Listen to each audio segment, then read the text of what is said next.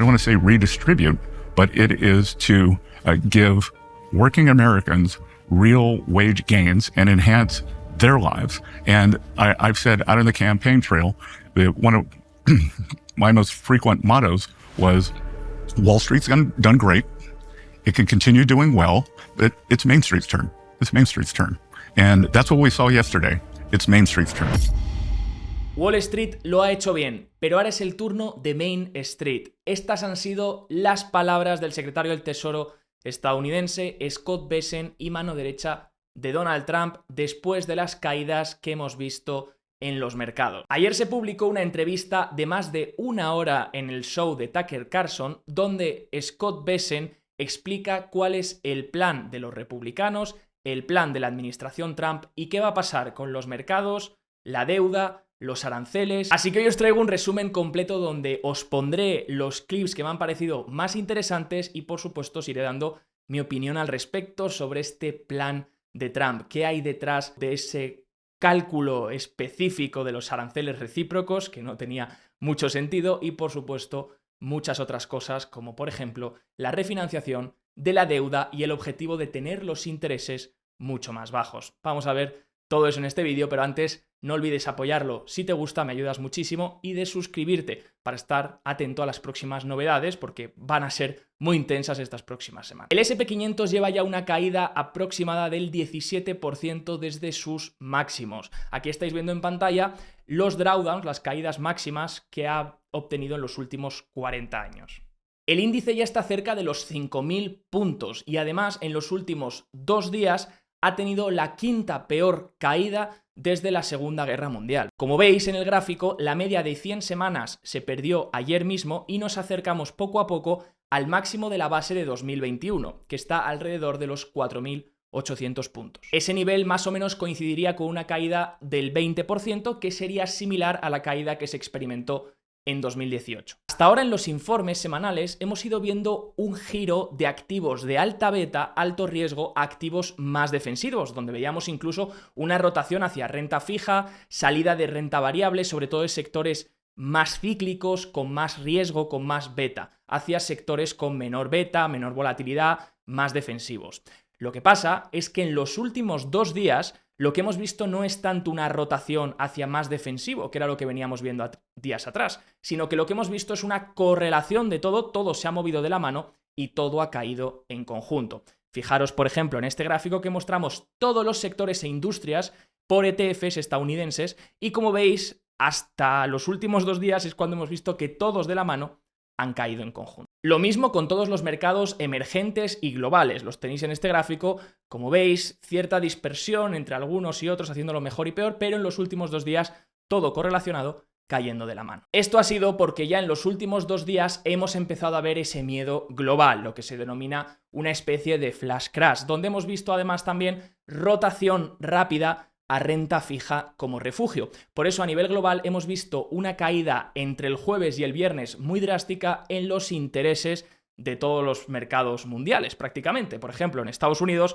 hemos visto como el interés del 10 años cae ya al 4% y se situaba incluso por debajo durante el viernes. Esto ocurre porque como en los últimos días el mercado ha tenido miedo a nivel global de una recesión y ha incrementado las probabilidades, lo que han hecho ha sido ir a comprar refugio, ir a comprar renta fija, por lo tanto sube la demanda de renta fija, sube el precio de los bonos y bajan los intereses porque hay más demanda de ese activo. Por ejemplo, el interés del bono a 2 años suizo cayó a negativo durante el día. Fijaros el gráfico que se puso durante la sesión en un interés negativo el 2 años y luego obviamente recuperó, pero está ya casi en el 0%.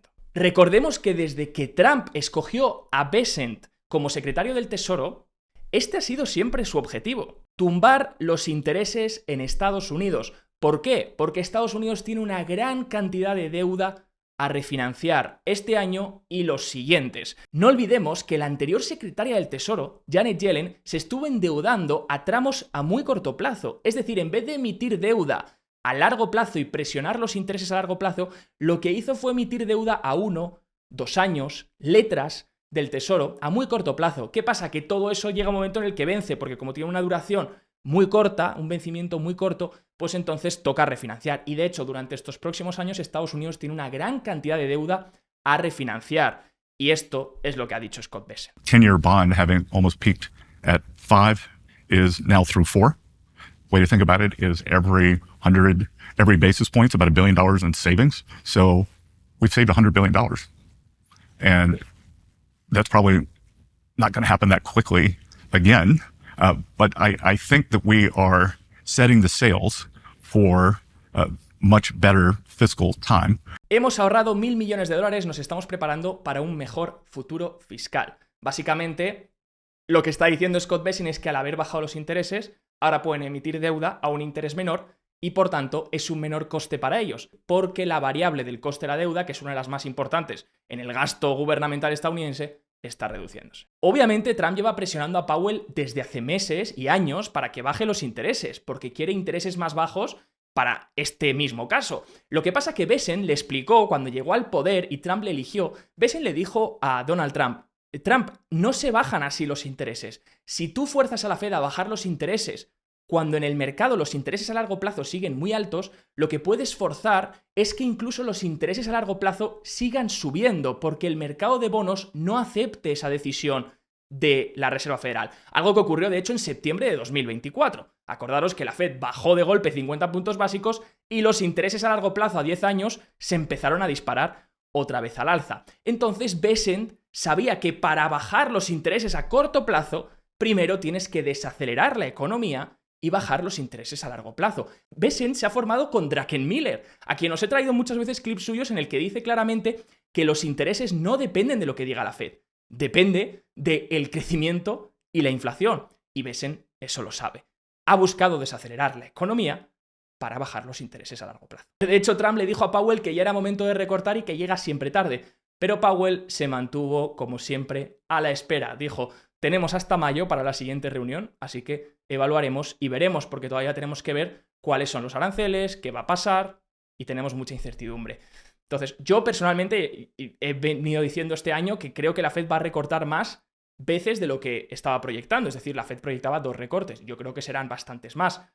Pero obviamente entiendo que Powell por ahora se mantenga a la espera. Tiene margen hasta la reunión de mayo. El problema es que llegues tarde a esa reunión. También entiendo que Powell en cierta medida quiere mantener la independencia de la Fed. Y a lo mejor recortar, cuando te lo está diciendo tantas veces Trump, puede ser un símbolo de que ya no es tan independiente y de que estás mostrando que te estás dejando, por así decirlo, dominar por parte del presidente. Creo que también puede haber ahí un forzoso tema y creo que lo mejor es que Trump dejase de pedirle a Powell que recorte los tipos de interés. De todas formas, esta semana casi todos los medios de comunicación y en redes sociales se está hablando de este plan, del plan Bessent, del plan Trump, que realmente quieren forzar una desaceleración para bajar tipos de interés, refinanciar la deuda barata, etc. Pero bueno, esto es algo que ya nos habían dicho. Es decir, lo he visto esta semana como si fuese una novedad. Escuchar esto de hace un mes, donde el propio Bessent lo estaba diciendo. We're trying to get rates down, and could we be seeing that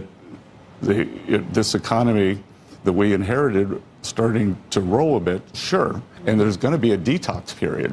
La economía podría entrar en un momento detox. Eso es lo que ha dicho el secretario del Tesoro estadounidense, Scott Bessent, en una entrevista en CNBC, donde también le han preguntado una cosa muy importante, y es, ¿existe la Trump Put? Básicamente la Trump Put sería el nivel en el SP500 en el que el presidente Donald Trump dice, hasta aquí. Ya no hago que caiga más el mercado, intento ayudar a que el mercado rebote o hago todo lo posible para que esto ocurra. Bien, pues Scott Bessent dice que cree que no existe una Trump Put, que básicamente este año están muy enfocados en cambiar la economía y que eso puede llevar un coste, que es que pasemos por un entorno de detox. Enseguida os mostraré unos gráficos interesantes y también los niveles que estoy vigilando en los índices. Pero antes, si todo esto y este plan ya se conocía, ¿qué es lo que ha hecho que el mercado entre en pánico estos últimos 2 días e incrementen las probabilidades de recesión? Bueno, pues ayer Bessent dijo que esta caída no es por su culpa ni por los aranceles, sino por las magníficas 7, las 7 grandes tecnológicas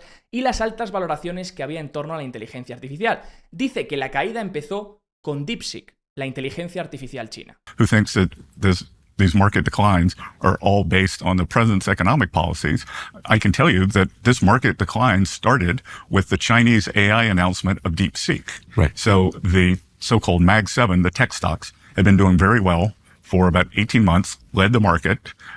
And I think that there's kind of real dose of reality in what was going on in AI. And I think U.S. is going to remain the leader in AI, but the AI-related stocks started coming down. So, like, if I were to analyze in my old hat, and this is the only time I'm going to talk about it, my old hat, what's happening with the market, I'd say it's more a Mag 7 problem and not a MAGA problem. Right. Aquí estoy en parte de acuerdo y en parte en contra, y he visto mucha polémica en Twitter con este tema, pero lo que creo es que estábamos en una situación secular en la que obviamente las valoraciones eran súper exigentes en los índices generales y sobre todo había un riesgo muy grande de concentración. Como sabéis, en el SP500 el 40% eran este top 10 acciones grandes tecnológicas, por lo que en cuanto esas corrigiesen iban a arrastrar a los índices. Pero también hemos visto en estos últimos 2 días cómo todo correlaciona. Incluso acciones que están más baratas o activos que no están dentro de una burbuja, ni mucho menos. ¿Por qué es esto? Pues porque la incertidumbre, sobre todo política y global, se ha disparado estos últimos 2 días. Así que también creo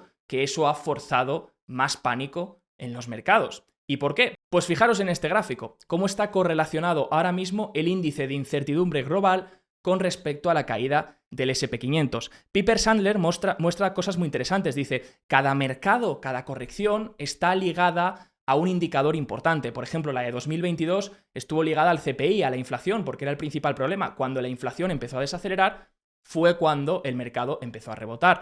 Por ejemplo, en 2018 también fue cuando la incertidumbre de la Fed se redujo e hizo techo. Y ahí es cuando empezó a girarse, cuando Powell pivotó, cuando los mercados encontraron suelo. Bueno, pues ahora dice que podría ser esta incertidumbre global que hay, el índice de incertidumbre global política se ha disparado, como sabéis, nuevos máximos históricos, y si ponemos invertido el SP500, por ahora están yendo muy correlacionados. ¿Y esto ha sido realmente por los aranceles recíprocos? Bueno, los aranceles ya se esperaban, ¿no? Es algo que Trump lleva anunciando desde campaña. Entonces, ¿qué hay de nuevo para que la incertidumbre se haya disparado tanto? Hace unos días, de hecho, publiqué un vídeo donde analizaba este cálculo de aranceles, cómo se estaban calculando y por qué no tenía ningún tipo de sentido y era más bien un show grotesco. La Casa Blanca ha compartido la ecuación con griegas como si fuese una ecuación súper compleja, pero realmente hay 2 variables que equivalen a 1 y al final viene a ser la misma ecuación que veíamos en ese vídeo. Porque si uno, por ejemplo, mira algunas cosas como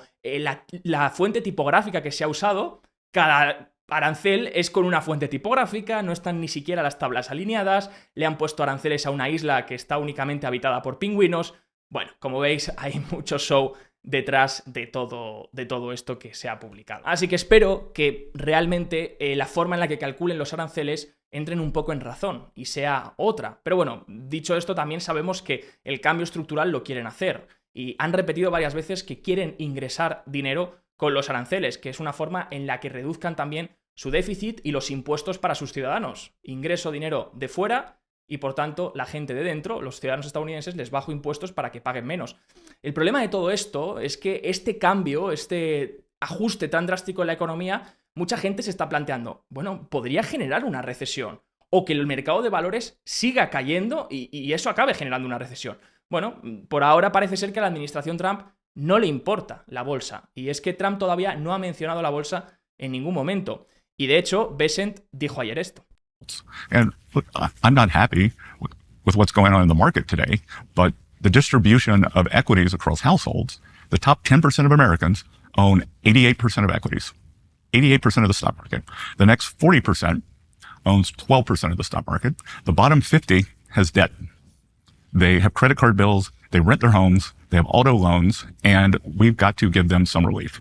Tiene razón en decir que el top 1 controla el 50% del mercado, pero los datos que he encontrado yo de la Reserva Federal publicados en 2025 muestran que el siguiente 10% tiene un 37,2% de las acciones estadounidenses. Y del 50 al 90% controla un 11,7%.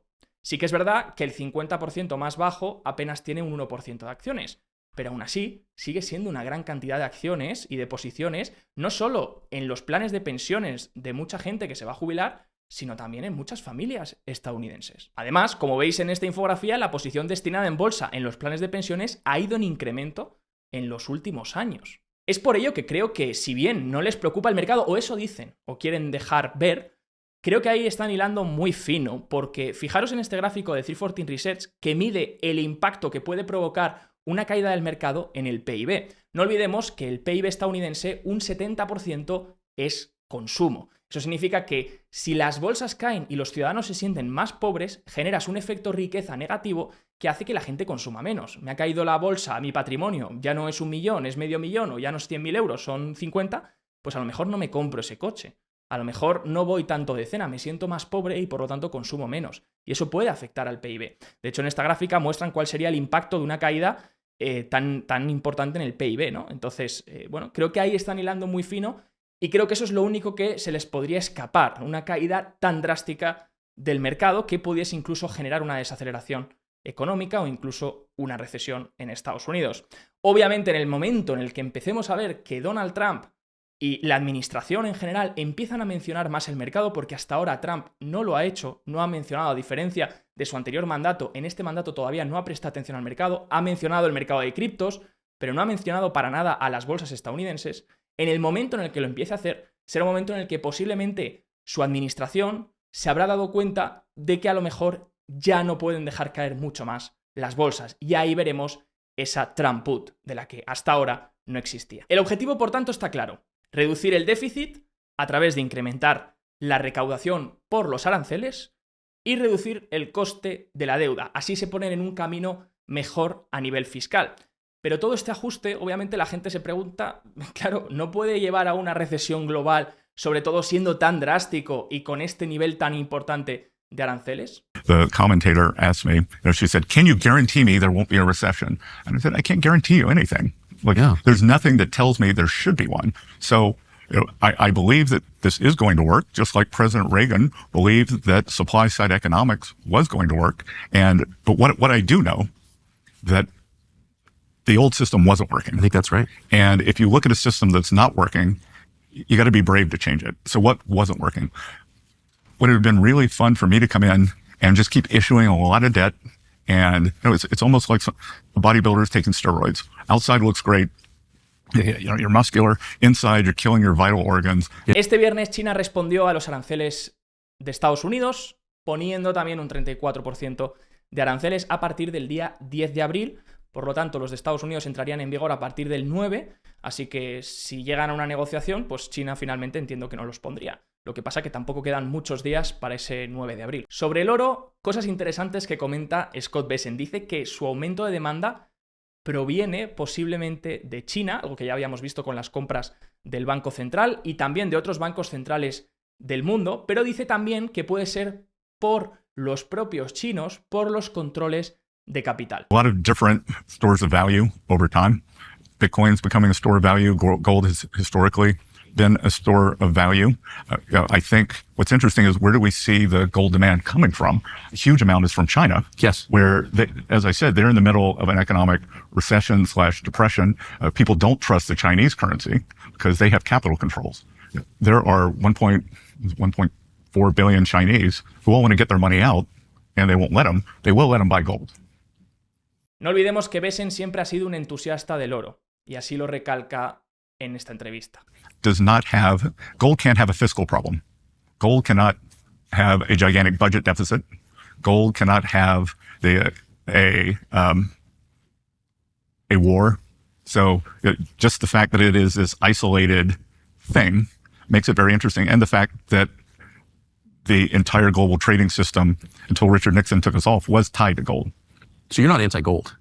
Oh, no. When I had my fund, I think people might have called me a gold bug. Por otro lado, el dólar lleva una buena caída este año y le han preguntado, Tucker Carlson le ha preguntado sobre el dólar a Scott Bessent y dice que él y Donald Trump son los únicos que tienen poder para hablar sobre la política del dólar y que sus objetivos son fortalecerlo en el largo plazo. Que posiblemente, obviamente, pueda haber variaciones del par de divisa en el corto plazo, pero que su objetivo es fortalecerlo.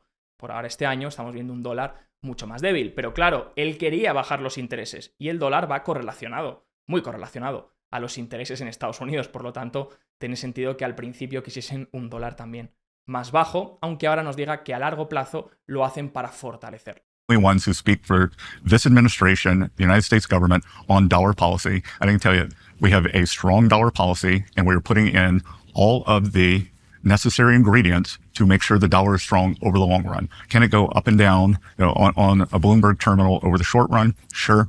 Can individual bilateral moves happen between the dollar and the Mexican currency, the dollar and the yen? Sure, that's what I made my living doing. I'm glad it does it. But over time, if we put in solid economic fundamentals and do this transformative program, then the dollar is going to do great. Como hemos dicho, estos días la caída ha sido muy rápida. Tuvimos una primera pata que fue del 10%, luego un rebote del 5%, luego otra pata otra vez a retestear el mínimo del 5% y luego un rebote del 3,8% para hacer una segunda pata a la baja del 11%. Como veis, las segundas patas a la baja, o terceras o cuartas, las posteriores, suelen ser más volátiles, más rápidas que la previa. Si miramos el índice de volatilidad del S&P 500, el índice VIX, como vemos cerró cerca de 45 puntos. En 2018 el máximo alcanzado estuvo cerca de los 50 puntos. En niveles por encima de 50 suelen ser niveles altos para este índice de volatilidad y difíciles de sostener. Y aunque aún puede subir cerca de los 80 puntos, como ocurrió en 2020, a partir de 50 ya suelen ser niveles donde esperar al menos un rebote de sobreventa, ya sea del 5 al 10%. También el porcentaje de empresas por encima de la media de 21 en todos los índices empieza a estar en niveles mínimos, por lo que empezamos a estar en territorio sobrevendido. Ahora bien, este gráfico muestra el interés en la zona de 5.400 y 5.500 puntos. Es un nivel con mucho volumen que se aguantó semanas atrás como soporte, pero que ahora se ha perdido y por lo tanto aquí podría ser resistencia. Si rebotamos a lo largo de la próxima semana, seguramente en los 5.400 tendríamos ese nivel de resistencia. El único problema es que el minorista sigue comprando a nivel récord. Por ejemplo, JP Morgan publicó el otro día que el jueves las compras de minoristas fueron un nuevo récord. Todo el mundo salió a comprar como si esto fuese la gran oportunidad. Normalmente en los suelos de mercado o en las capitulaciones de las caídas, normalmente nadie quiere comprar. A todo el mundo le duele la tripa, quieren vomitar, nadie quiere saber nada de los mercados, no quieren mirar su cuenta, es decir, nadie quiere saber absolutamente nada de las bolsas. Normalmente esos son los niveles de miedo y niveles de insatisfacción donde te interesa comprar porque obviamente estás cerca de una potencial capitulación. Así que hasta ahora, por supuesto, espero un rebote de sobreventa, como os he dicho, pronto, no sé si el lunes, pero a más tardar si sigue cayendo el lunes, pues durante la semana, y luego veremos porque obviamente todavía quedan muchas cosas que resolver sobre la mesa. Un primer indicador interesante para vigilar será seguir el índice de incertidumbre política. En cuanto empiece a girar a la baja, ya que está tan correlacionado con el S&P 500, podrá ser un movimiento interesante en el que empecemos a ver cierta relajación y sobre todo si empieza a haber ciertas negociaciones con otros países. Por supuesto, iremos informando todas las semanas aquí en el canal, así que dicho esto, no olvides suscribirte, darle a like si te gustan estos vídeos y te sirven y nos vemos como siempre en el próximo vídeo.